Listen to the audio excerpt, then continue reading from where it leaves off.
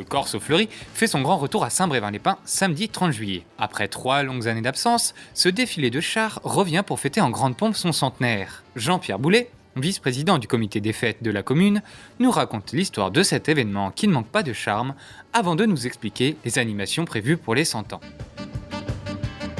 C'est un défilé qui est formé de chars avec des animateurs, des danseurs et tout sur chaque char avec un thème. Et puis donc en général on en a une bonne douzaine qui tournent. On a des groupes folkloriques, on a des groupes de musiciens avec de la musique contemporaine, avec majorette ou sans majorette.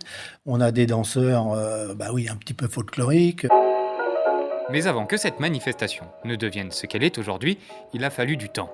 Quelques chars et un peu de fleurs qui donneront leur nom au défilé.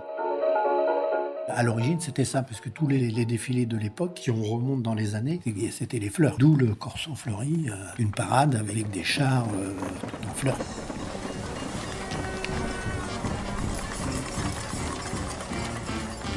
Il n'y avait pas 12 chars comme maintenant, c'était un ou deux. Il y avait la petite carriole à habiller avec des fleurs, comme on fait maintenant encore avec des mariages, dans certains mariages, des choses comme ça. C'est ça qu'on a retrouvé sur les cartes postales et puis certaines photos. Qui nous ont redonné justement le fait d'essayer de chiffrer une date, de mettre une date. Bon, c'est dans les années 1920. Donc là, on est en 22. On peut penser à 1 an ou 2 ans près. Donc on le fait cette année pour essayer de se retrouver quand même calé dans des années correctes.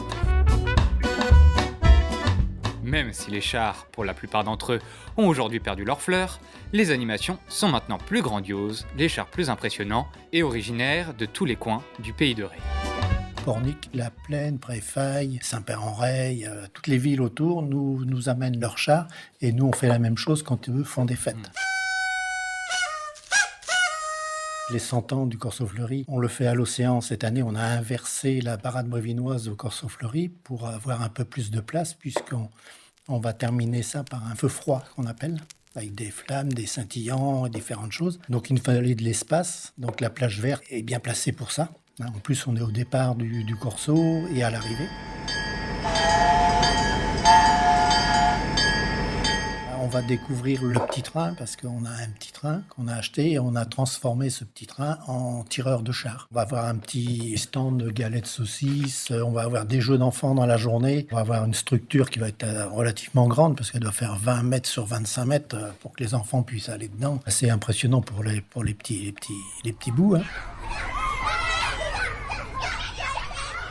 Tout le monde est prêt, c'est un starting block, prêt à sortir, parce que les festivaliers ont été frustrés de ne pas pouvoir bricoler, de ne pas présenter ce qu'ils ont fait. Je pense que le public sera au rendez-vous. Donc il y en a qui n'ont même jamais connu, dans les petits, dans les nouvelles personnes qui sont arrivées sur Saint-Brévin, puisqu'il y a beaucoup de nouveaux arrivants. Donc c'est des gens qui ne connaissent pas. Donc on espère qu'on va faire le plein sur la commune.